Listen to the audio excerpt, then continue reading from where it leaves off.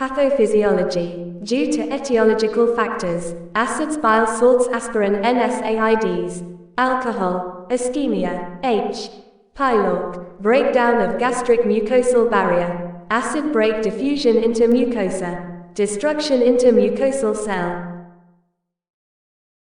Pathophysiology.